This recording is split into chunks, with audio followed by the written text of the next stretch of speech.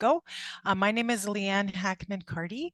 I'm with Economic Developers of Alberta, and I'm very pleased, happy Friday, everyone. I'm very pleased to have the Government of Alberta Agriculture and Irrigation Department staff and leadership team here today.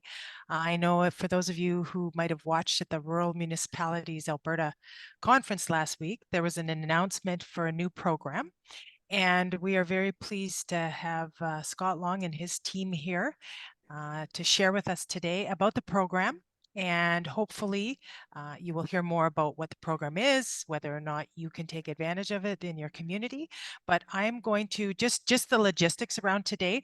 We are going to tape this session, and Nancy's already put that on. We're going to be taping this. We will be sharing the presentation with all of you who have registered and who are participating. You'll get both the link to the recording and the presentation after, and so you can follow up. So you don't have to worry about taking notes. So you certainly can if you want to. In the chat box, if you have questions, please put your question there, and Nancy, my colleague, will be kind of monitoring that chat box, and we can get to those questions at the end of the session.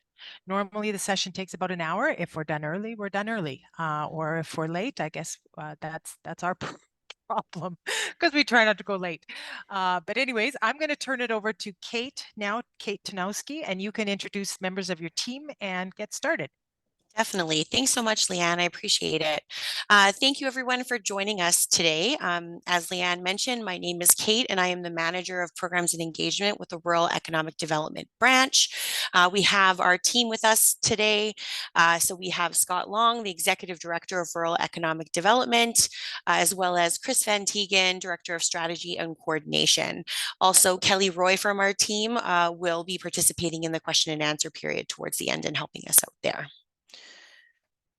Next slide, please. So I want to start off by thanking EDA for hosting the webinar on our behalf today. We really appreciate it. And just one housekeeping item before we dive in is that I am recovering from a bit of a cold. And so if I do cough a little bit here and there, I do apologize. But I have my water and I should be able to stay on track today. So to start us off, I'm going to do a land acknowledgement. So we wish to acknowledge that the land on which we are doing the presentation from is on Treaty 6 territory and a traditional meeting ground and home for many Indigenous peoples, including Cree, Saulteaux, Blackfoot, Métis, and Nakota Sioux people. Now, today we're going to focus on things like program details, eligibility, and funding parameters, along with our timelines and next steps, and of course, the portal and how that's where you're going to be applying for the grant. Next slide. And perfect. So to start off, I want to provide a bit of background on how the program came to be. So I'm going to speak to the EDRAP, so the Economic Development in Rural Alberta Plan, which was announced on December 14th, 2022. And through 2 rounds of stakeholder engagement sessions that fall, stakeholders confirmed 5 strategic directions that came out of that are a part of EDRAP. So the first one being economic development enabling infrastructure. Second, rural business supports and entrepreneurship, support for labor force and skills development, marketing and promoting rural tourism, and lastly, rural economic development and capacity building. Now, the EDRAP was intended to support rural communities and is a 5-year plan. The plan is across government and focuses on tracking the impacts of rural economic development across the province. So now we're going to dive into the program itself. So the Small Community Opportunity Program that came directly out of EDRAP. Next slide, please. So the SCOP program supports small rural Alberta and Indigenous communities with less than 20,000 in population that comply with the EDRAP characterization of rural. The program focuses on priority areas such as entrepreneurship and mentorship, skills development, small business supports, and promoting partnering, interconnectivity, and collaboration. As well, SCOP aligns with 4 of the strategic actions out of the EDRAP. So the one strategic direction that it excludes is economic development enabling infrastructure, which is not eligible within SCOP, which we'll touch on a little bit later. Next slide. So other program details to highlight is that agriculture projects are eligible. So an example of this would be Funding could go to support for a community to develop capacity for increased agritourism within their community. Projects must be locally focused and community-based. Applications from project-based partnerships are permitted. Stacking funding from the government of Alberta or its agencies is not permitted. So you can apply with a different project to a different grant, but not the same project. And infrastructure-related projects are not eligible. So now we're going to move on to eligibility. So who can apply for the program? A rural municipality can, an Indigenous community, a Métis settlement, or a nonprofit organization can apply. And additionally, eligible projects must support economic development capacity building and have a clear path to achieving results in one or more of the priorities as a part of EDRAP, which I spoke to prior. And further to that, the applicants must meet the definition of rural as defined by EDRAP. So we're defining rural communities as having a population of less than 20,000, having a limited geographic proximity, so approximately 100 kilometers or further to population centers with more than 25,000 people. The community will most likely be remote and have a workforce largely focused on primary activity, which primary economic activity, including oil and gas, agriculture, forestry, and others. Next slide, please. So nonprofit organizations may apply through collaborating with an Indigenous and/or a small community. So what I mean by this is the organization's project that they apply with must be endorsed by a community fitting the definition of rural as defined by EDRAP. So those elements that we just spoke to. In addition, to be eligible, a nonprofit organization must be incorporated under the Part 9 of the Communities Act or the Not-for-Profit Corporations Act with an economic development mandate, or be a federally incorporated nonprofit that partners with a provincial registered nonprofit, or lastly, a legal nonprofit entity located in Alberta that is owned as an Indigenous community that has at least 51% ownership. Funding parameters. So the SCOT program will provide up to $3 million per year for 2023 to 2024, as well as another $3 million for 2024 to 2025 to further implement the EDRAP. Project grants range from anywhere from $20,000 up to $100,000, and grant recipients must provide at least 10% of the eligible project costs, and the grant may fund up to 90%. Funding timelines are up to 2 years, and recipients must regularly report. So really the time starts clicking once, as an applicant or as a grantee, you receive your funding, then that 2-year time frame begins. So the project needs to be sustainable beyond 2 years of funding and have a measurable impact supporting, improving, and enhancing one or more of the following. So rural Indigenous communities, local economic development, or the agriculture sector. Now, when I say that the project needs to be sustainable beyond 2 years, I'm meaning not that we're going to support funding beyond that 2-year mark, but that once our funding ends at that 2-year point, that your project can then sustain itself, continue to exist, continue to grow from there. That's the goal with our grant. Next slide. So these are some examples of eligible project costs. There's a lot more information in our program guidelines that you can reference, or you can email us with questions about eligible project costs, but these are some examples. So skills development training, training equipment and supplies, salary expenses for new staff to deliver a project, equipment and supplies to deliver the project, eligible travel costs for hotel, meals, and mileage, promotion and marketing activities related to the project administration up to 10% of total eligible project costs, and then lastly, other expenses that the government of Alberta deems eligible. Next slide. So now we're going to run through some eligible project examples because we were getting lots of questions around this, so we want to give you a good idea. So to start off, we're going to give some examples of eligible projects related to entrepreneurship and mentorship. So things like entrepreneurship training modules, mentorship programs, collaborative partnerships to support entrepreneurship, training, and leadership development.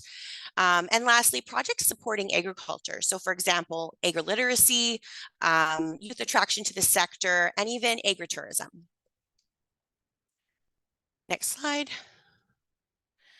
Now, some examples related to skills development would be training and workshops in innovation, employment partnerships, economic development officer training, occupational and safety training, and employee training.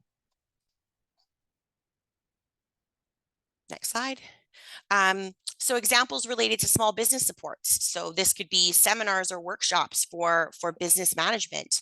It could be human resource development, as well as events that bring multiple business owners or suppliers together to collaborate, as well as webinars for continued networking. Next slide. And then the last example is around partnerships, interconnectivity, and collaboration. So some examples here would be partnership to access community attraction, cultural awareness activities, promotional activities to create awareness of community resources, and information sharing venues online or in person, similar today, this information sharing session that we're having. Next slide. Okay, next up is timelines and next steps.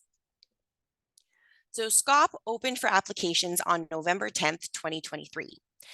Applicants must apply online before midnight, January 10th, 2024. So you have quite a bit of time to work on your application, but the cutoff is midnight, January 10th. So please ensure that you have your application in by this time. Then the selection committee completes competitive review process starting in February 2024. Grant recipients will be notified in March 2024, followed by the funding that will be distributed for those successful applicants in spring 2024. Now, as I mentioned, this program only has $3 million for funding for 2023 to 2024. So it will be a competitive grant and there will be limited funds. So for those who are unsuccessful after March 31st, 2023, if you're interested in future in support surrounding future applications, you're invited to send us an email to our AGI email. So agi.ruraleconomicdevelopment@gov.ab.ca. And then the AGI team will schedule support sessions individually with you for summer, fall 2024. Okay, so on to the application portal. So this is where you're going to be applying for the SCOP program. So this is the link to our webpage. So on the webpage, you're going to find information on the program. You're going to find our program guidelines, as well as a link to the portal. Next slide. So this is just a screenshot of our landing page. So as you can see where it says start a new application, this is where you would click from our webpage to access the portal. And then when you first log into the portal, and I should mention, you will need to, in order to gain access of the portal, you'll need to set up a login. And then once you have a login, you can sign in and out. And so long story short, you don't need to complete your application all in one setting. You can log in and log out and work at it at a pace that you can manage. So again, when you log into the portal, this is what you will see for the Small Community Opportunity Program. So there's three main sections: the applicant information, project information, and then the declaration and submission. Next slide, please. So this is where you'd start off. So applicant information. So you're going to enter in your your registered legal name. If you have a different common name, you can put that in. You would put your website and the type of organization you are. So are you a municipality? Are you a First Nation? Are you Métis settlement? That sort of thing. Then you'll go on to your project information. So what's your project name? What's the description of your project? And how long do you think it's going to take for you to complete this project within that 2-year period? Then we'll move on to economic impact. So what category do you best fit in with your project? So, and these fall out of the priorities that we spoke before. So entrepreneurship capacity and mentorship, skills development, community-led economic development project, or local partnerships, interconnectivity, and collaboration. So you're only to choose one that the bulk of your project fits within. And then you're going to describe some anticipated impacts that the project that could have. And then you'll go on to budget details. So now here I want to specify that within the portal, when you're doing your initial application, you do not need to have any specific documentation that you're going to be attaching. More so, we're going to list the items that you need, and then we're going to ask you to check the box to let us know that you have them, so that if you are a successful applicant, at that time when you're selected, we would then ask for that documentation. So as it relates to budget, it would be things like, do you have a budget template? Do you have quotes to support your proposed budget? And then if you do have matching funds, then we need to see letters or documentation for confirming your matching funds. Then the next slide is project management. So we really want to understand what resources and skills the applicant will use to manage and complete this project, getting you to really think that through, and then listing who your project managers are. And then lastly, declarations and submissions. So again, you don't need to have any of these actual pieces of documentation at this point, but again, you're declaring and saying that I have them, I can get those to you if I'm successful. So things like the budget template, the proposed budget, the letter confirming your matching funds, and then potentially a band council resolution with signature from a quorum of council if you are a First Nation applying. And now we're going to move on to fielding inquiries. So this is a really exciting time and a great opportunity with the Scott program. So as you're applying, you're probably going to have some questions. So feel free to email us at the AGI email that I mentioned prior. So agi.ruraleconomicdevelopment@gov.ab.ca, and you can send us your questions. We're going to do our absolute best to respond within 24 hours, within like 24 business hours. Obviously, as things get really busy, this might not be possible. We're going to do our absolute best to get back to you as soon as we can. The other option is you can call 310 Farm. They have been, they're very knowledgeable on the program and have been looped in on all the details. So most likely they'll be able to address your questions if you'd prefer to speak to somebody on the phone. But if not, they'll direct your question to the email as well, and we will get back to you. Okay, so now we're going to open it up for questions. So again, you can put questions into the chat box, and Kelly from our team is going to be funneling those questions to Chris, Scott, and myself, who will be answering the questions. Or you can also raise your hand, and we'll call on you to ask your question, over video. So I'm going to open up the floor for questions. Thank you. We do have one question for clarification. Oh, sure. Melanie is asking, applicants must meet all of the requirements for a rural community. Maybe you can just expand on that point. So at minimum, they need to be a community that's under 20,000. If they're like a municipality or an Indigenous community, let's say, and they need to be under 100 kilometers from any population center over 25,000. So that's, there's a little bit of flexibility if you're slightly over by a little bit, like there's some room, there's a little bit of wiggle room, but those are our definition. And then as a nonprofit organization, you need to be in alignment with that rural community and be endorsed with whatever project you're applying with, as well. Sorry, over 100 kilometers, not under, apologies. And as I noted prior, but again, whichever community is endorsing the project would need to fit the rural definition. Okay. We do have some more questions popping up in the chat. Now, Kate, you had indicated that you wanted your colleague to stick handle all of those. But if you're good to do it, that's okay too. Whatever you feel most comfortable with. Yeah, why don't we stick with Kelly, because that's kind of what we planned, and that sounds great. No problem. Yeah, I'll just turn off my mic. And then Chris and Scott, feel free to jump in at any time as well with answering questions. I was going to say that, Kate. I'm going to direct them to you first, and if you want to give it to Chris or Scott, depending on the question, then you do that. So The first question we have after that is, how hard and fast is the 100-kilometer rule? Again, so There's a little bit of wiggle room, but we're really aiming for between 80 to 100 kilometers away from any population center over 25,000. So there's a little bit of flexibility, but within reason. Okay. Kate, I'll just add to that. Yeah, go for it. In terms of the rationale for that, one of the things that we heard when we were talking to folks when we were developing the plan is that in a lot of cases where you have communities that are closer to large centers, they tend to have a lot more access to resources. They also, the community doesn't have the same issues when it comes to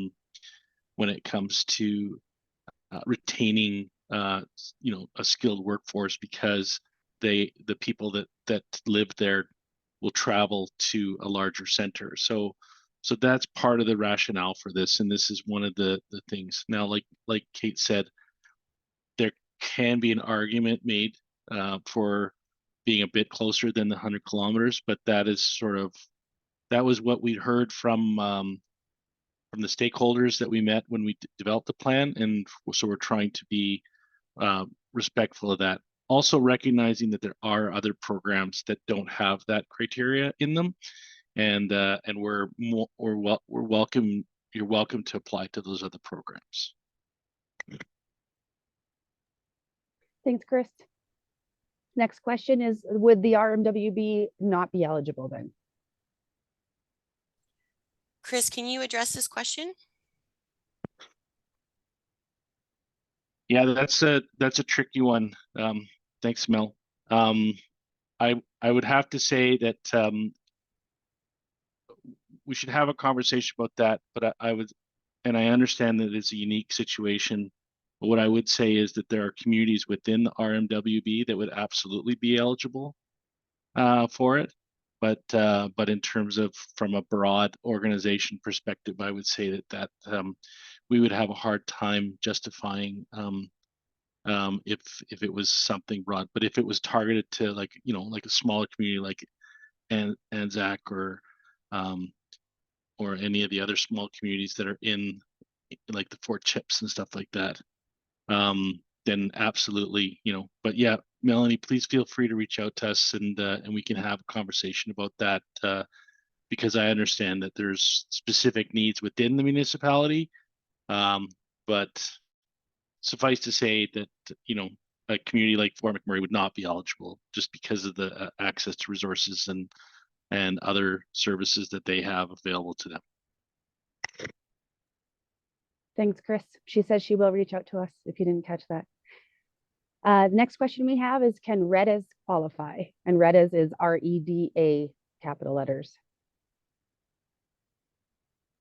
So that's the Rural Economic Development Alliances, Regional Economic Development Alliances, and the quick answer to that is that our program is targeted at local projects, not regional projects. So I would say that that it's unlikely that REDAs will be eligible for this because they're more regional focused. What we're looking to target is specific communities, and in some cases, some extreme cases, if there are two communities within the same area that are close proximity to each other that want to partner with each other, then we justify those ones. And just on that, Chris, just to expand a little bit more, I mean, the Northern Region Economic Development Program, our program really complements theirs, and NRED does a lot of that regional work, which is why we're trying to focus at the local level and local partnerships. Thank you. Thanks, Chris and Scott. Moving on, next question.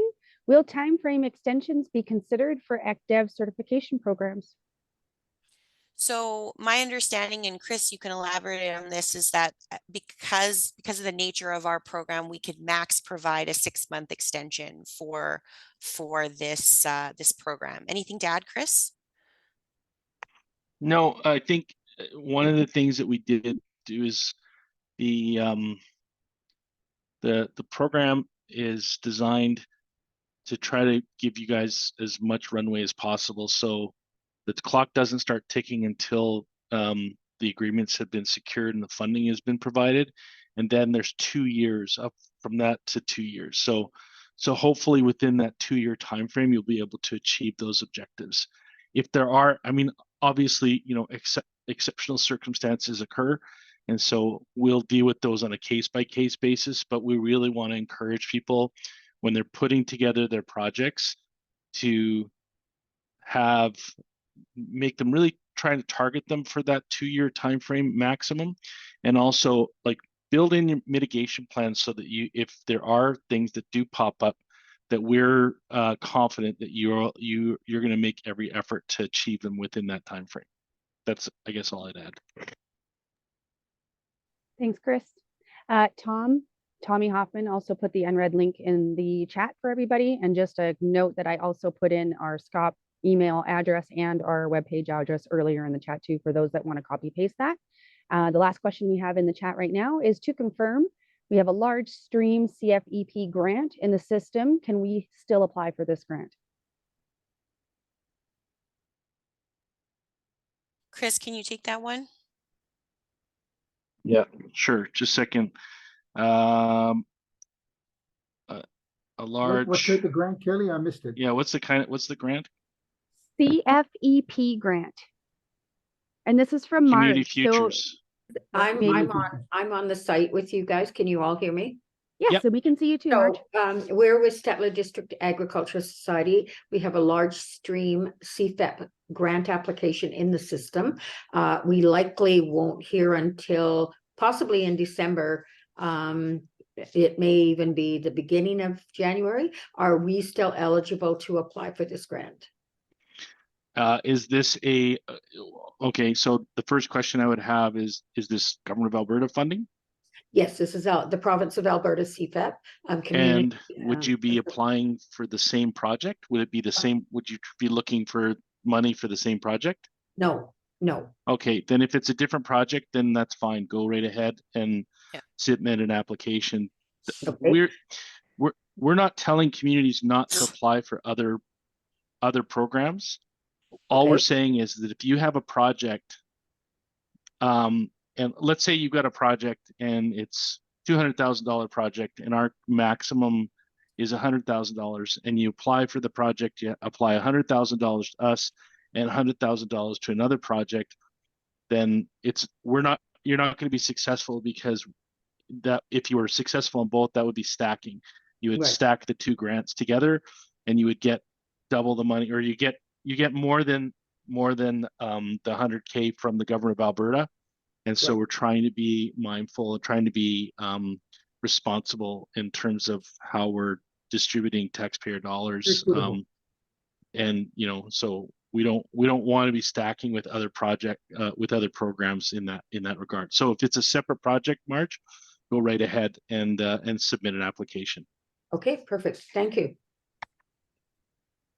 Thanks, Chris. And I think you answered the next question, but I'm going to ask you to say it again. Can you repeat the maximum grant value, please? Range of projects is 20 to 100,000. Thank you. Next one, the nature of projects like skill development and workshops seems to be incongruous with the 5-year sustainable requirement. Could you please provide an overview how? Yeah. So post-project. Okay, you can read it. Yeah. So I understand what you're saying. It's like you have these one and done things that you do, but the reality is we want to understand what impact are those having in the community. So you do a skills development workshop and it takes a few hours or it takes a few days out of people's, but hopefully you have some way to sort of measure, how are those skills being applied in your community? Are they having a measurable benefit? The way that the grants are set up and the way that the plan is set up is the grants are 2 years. So there's going to be financial reporting that's going to be required for the first 2 years as you go through the grant program. And there's probably going to be some kind of a final report related to the financial side. But the Economic Development in Rural Alberta plan is a 5-year plan. So what we'll be asking people to do is provide us with a bit of of reporting, not as intensive as the financial reporting, but just reporting on like how has the community used the investment, how has it grown, like is there evidence that the skills development work that was done in the community is paying off in terms of like, do you have, you know, more skilled workers in the community, do you have that kind of thing. So that's the initial reporting is going to be very quantitative, but as we go past the funding time, the funding window, will be looking at more qualitative information about the impacts that this is having on the community. I hope that answers your question. And in terms of monitoring, yeah, we'll build into the grant agreements that there'll be some ongoing reporting, because what we'd like to do is we'd like to be able to show, you know, over the 5-year time frame that the plan is being implemented, we'd like to show that, you know, that the plan or the activities within the plan has moved the needle for rural Albertans.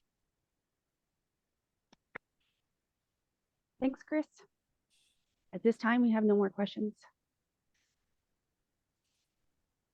Does anybody have a question that they want to say, like on video? They'd like to say themselves?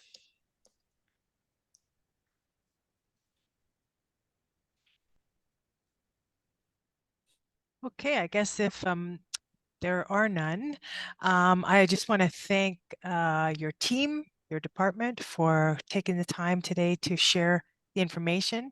Obviously, at one point we had over 100 people on the call. There's a lot of interest in the program. As we mentioned at the beginning of the call, for those of you who may not have been there right at the beginning, we will be sharing the recording and the presentation with everyone who registered. I know some people couldn't attend in person today. So hopefully, I'm sure you guys are going to get lots of questions. That's going to be a busy email. And just really appreciate you taking the time and for your interest in rural communities, supporting rural communities in particular. So Leanne, we got another question here. Oh, okay. They got in just under the wire. Who is it? Mm-hmm. Will there be restrictions on building enhancement? So if you're talking about infrastructure, then yeah, the program doesn't cover economic developing infrastructure. That's one of the areas that was excluded. Now, other programs such as NRED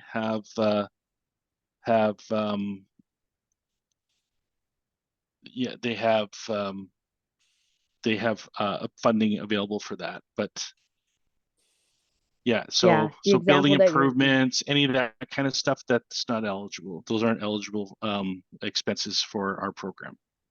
We're looking more at capacity type stuff that's non-infrastructure related. But excellent question, and thank you for asking it. And the link for NRED is up in the chat if you wanted to check out that grant for the infrastructure piece. Anything else? We got time.